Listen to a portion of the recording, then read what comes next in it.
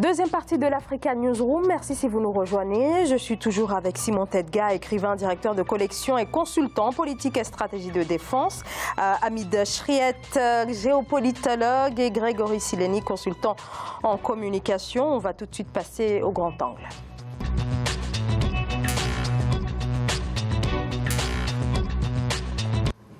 Dans la première partie de cette émission, nous avons donc parlé de ce gouvernement très attendu en République démocratique du Congo, un futur gouvernement attendu notamment sur le plan sécuritaire. La RDC, c'est une instabilité à l'est, notamment dans la région du Nord Kivu, dans la ville de Béni, où un nouveau massacre a été perpétré dans la nuit de lundi à mardi. Au moins 12 civils ont été tués. Une nouvelle attaque imputée aux rebelles ADF. Ange Bijou Nomenyo fait le point sur la situation.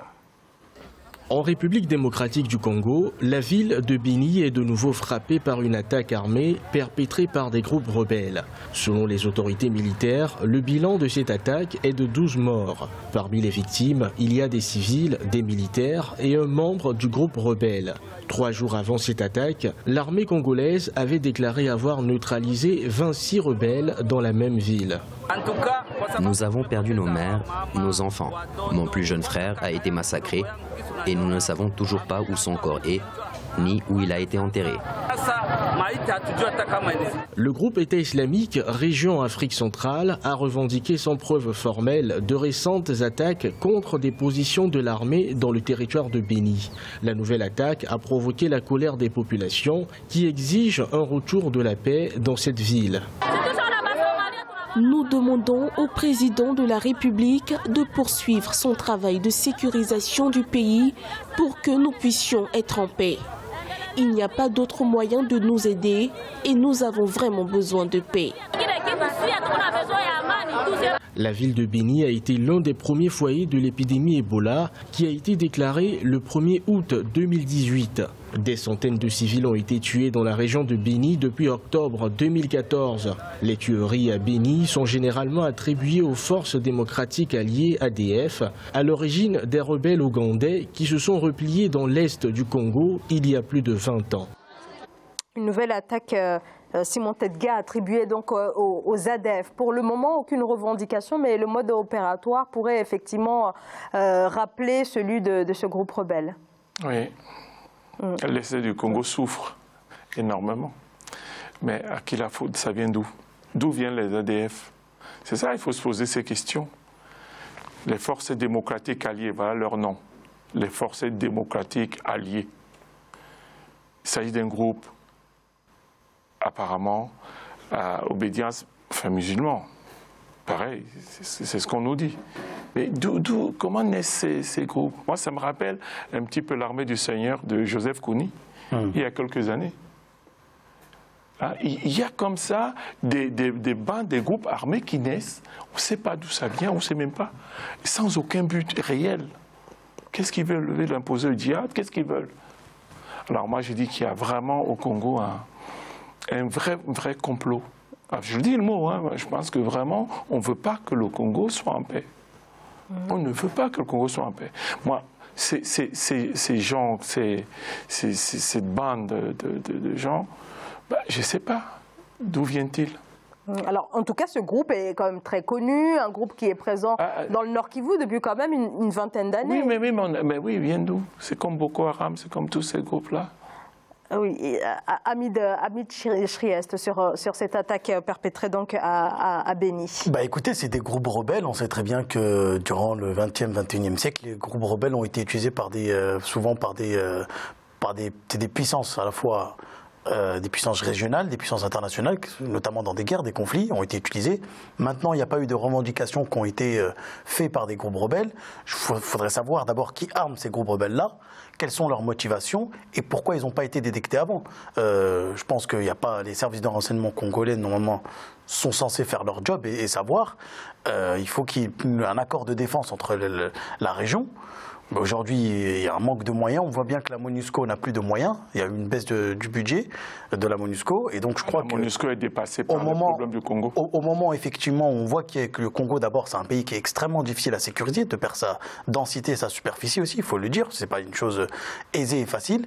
Et je crois que là, qu'il faut vraiment mettre le paquet. Il faut que l'UA aussi prenne en charge cette question-là, la question du terrorisme et des groupes rebelles armés, dits djihadistes, même si j'aime pas utiliser ces termes-là, puisque ce sont des termes qui sont pour moi dénaturés et dérivés.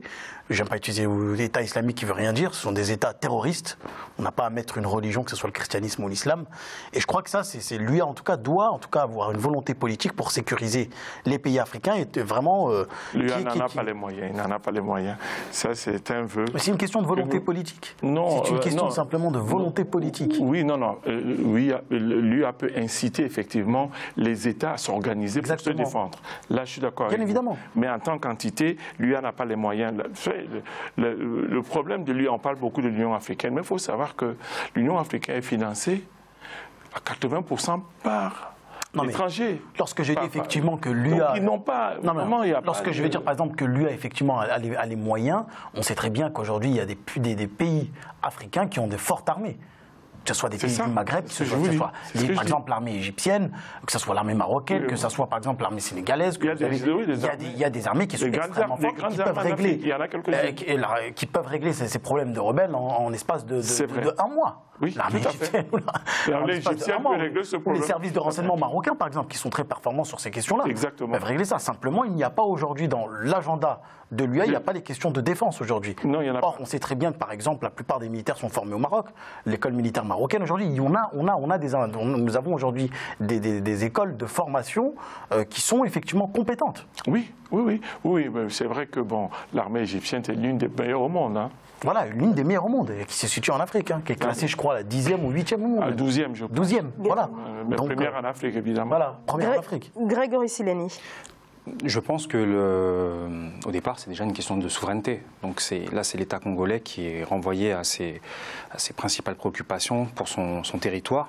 Et je pense qu'il faut en faire une priorité. Il faut essayer en tout cas de voir ce qui n'a pas marché. C'est un problème qui date maintenant depuis un certain nombre d'années. C'est une problématique qui a accompagné tout le 21e siècle le Congo.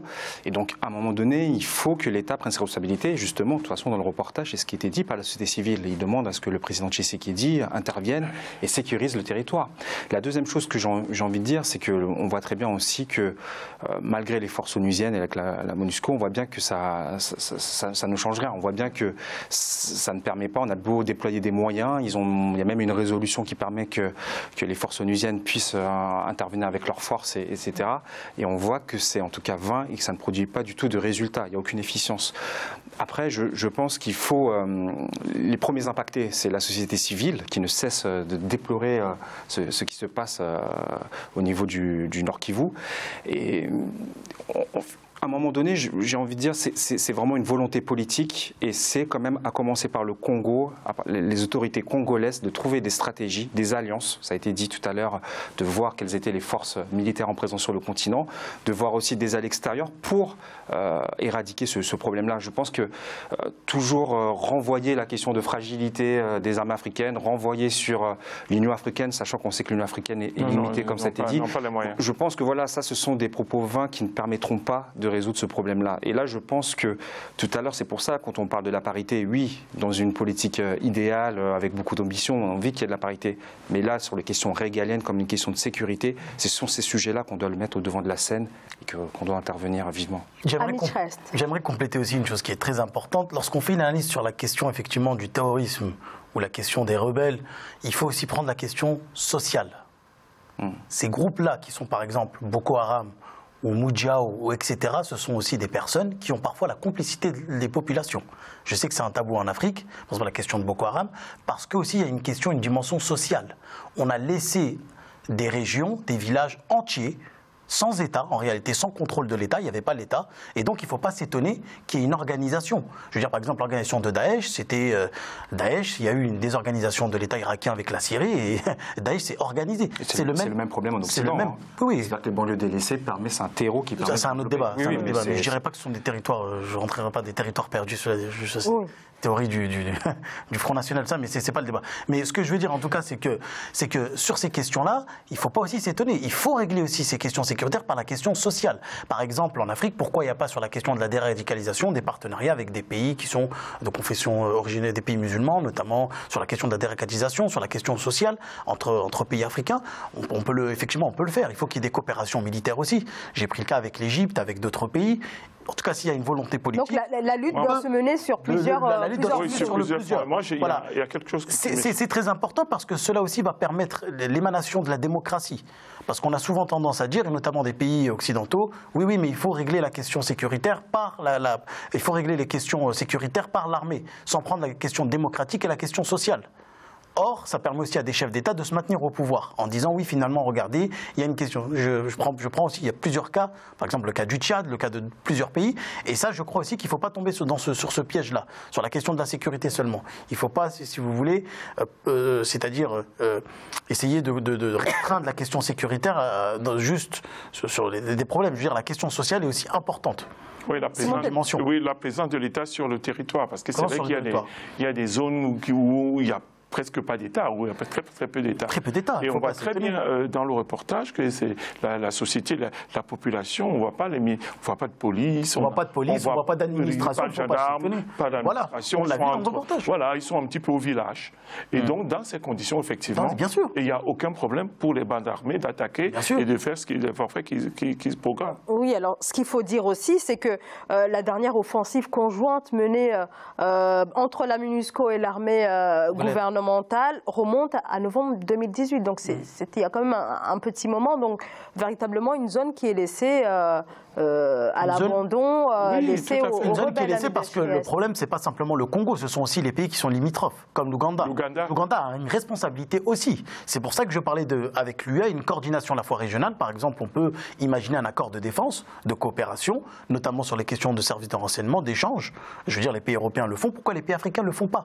Pourquoi il n'y a pas aujourd'hui entre les pays africains un échange de renseignements? L'UE n'a pas ces dispositifs, il n'a pas. Mais il y a des renseignements en Afrique. On sait très bien, quand on veut bloquer Internet dans les oppositions, quand on veut les filer, on sait par où fonctionner, on sait le faire. Donc il ne faut pas qu'on me dise que des groupes armés aujourd'hui, on n'est pas capable de le faire. Il y a des groupes de renseignement qui sont compétents dans les pays, qui peuvent aujourd'hui résorber ce problème-là. Oui, je pense que c'est l'État, justement, c'est l'État congolais qui doit régir. Qui laisse faire. On a l'impression que l'État congolais laisse faire. Ces partenariats. En passant par lui, elle n'aura rien.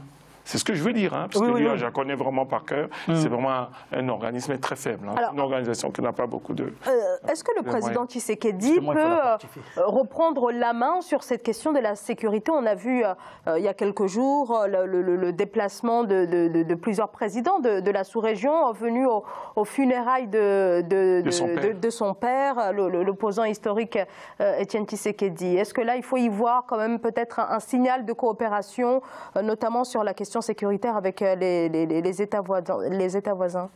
Je pense quand même que la diplomatie est très importante parce qu'il a cité l'Ouganda, il y a le Rwanda, il y a tous les pays environnants, les pays du Grand Lac en général. Je pense qu'ils...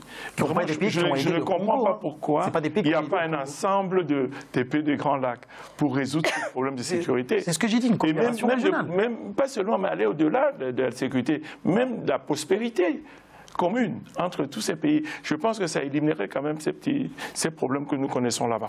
Après, oui, c'est ça. Ce sont les enjeux stratégiques dans la région. On sait que c'est... oui, je sais. Il y a eu différentes factions. Oui, mais justement... Des intérêts divergents, mais forcément, ça influe dans la question sécuritaire et dans la lutte qu'il peut y avoir. Et le Rwanda et l'Ouganda, historiquement, n'ont pas aidé le Congo. Ils ont au contraire permis la déstabilisation du Congo, notamment à travers plusieurs événements historiques. Oui, non, mais ce qui se passe en fait, c'est que le Congo est un grand pays. C'est ça. Et la forme de l'État du Congo ne favorise pas vraiment le contrôle des populations. Vous vous rendez compte que le Congo est centralisé, c'est un État unitaire centralisé, avec 87 millions d'habitants, avec un territoire de Kinshasa à Lubumbashi, c'est 2000 km. C'est énorme. Exactement. Je pense que c'est vraiment s'il pouvait avoir une fédération au Congo où on rapproche le citoyen de l'administration, ça passerait peut-être mieux. Vous vous rendez compte qu'il faut que Tshisekedi vienne régler le problème qui se passe à l'Est? C'est mission impossible. Puis il y a la question aussi du Congo voisin. Aujourd'hui, on voit très bien qu'il y a le Congo voisin. Bon. Le Congo voisin. Il y a une mésentente entre les deux pays, même s'il y a la construction d'un pont, d'un nouveau pont entre les deux pays qui va favoriser aussi le Congo voisin, une bonne coopération, voilà, je l'espère. Il n'a pas les mêmes problèmes. Enfin, mais en tout cas, ces questions de sécurité-là doivent être aujourd'hui à l'agenda de l'UA. Et pourquoi pas aussi créer peut-être une zone... Non, mais c'est au Congo de trouver les solutions. Ça commencera par le Congo. Ça Congo qui va trouver. Pourquoi, par exemple, créer un groupe des Grands Lacs comme le groupe G5 Sahel? Oui, groupe des Grands Lacs, par exemple, le groupe G5 Sahel peut permettre aussi de résorber cette situation. Groupe de prospérité, ceci dit, le G5 Sahel ne fonctionne pas non plus. Beaucoup. Oui, mais il y a eu quand même aussi une efficacité aussi. Au G5 non, Sahel. Le G5 Sahel n'a pas tenu ses promesses, il faut le dire. Alors peut-être un dernier mot, Grégory Sileni. Non, mais on se retrouve sur ce qui a été dit, sur les deux variables qui, je pense, qui sont importantes, au niveau du territoire, qui rend difficile la lutte contre le groupe armé. Après, on est sur une lutte asymétrique. C'est toujours ça, ces problèmes-là avec ces groupes. Oui, c'est vrai. Il y a quelques jours avant, on se gargarisait d'être la région sous contrôle, et on voit quelques jours après qui est perpétré. Oui, bien sûr. Donc c'est des groupes qui sont mobiles. Ils sont très, très mobiles. C'est pas des batailles sur un champ. C'est des gens qui se cachent, qui sortent du bois et qui vont tuer, qui rentrent, et on les cherche, ils sont où, on ne les voit pas. Et ça, c'est facile à faire. S'il n'y a pas la gendarmerie, s'il n'y a pas la police, et ce qui est le cas au Congo. En tout cas, le président Tshisekedi, en tant que chef des armées, il doit frapper fort, il doit montrer une représentation forte de l'armée. Et justement, ça peut être un levier, comme ça a été dit, pour créer des alliances au niveau régional, au niveau de la sous-région. Et là, en tout cas, il a vraiment une marge de manœuvre, pour le coup, en tant que chef des armées. C'est vrai. Voilà.